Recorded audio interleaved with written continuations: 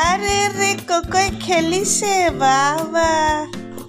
বাহ বল খেলি খুব ভাল পায় বলটো দলিয়াই দিব লাগে সি নিজে নিজে দৌৰি লৈ আহে বাহ বাহ বাহ বাহ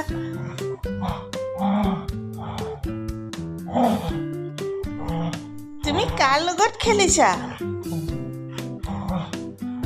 ককা দেউতাৰ লগত খেলিছা অলিভিয়াই দেউতাকক ডেড বুলি মাতিছিলে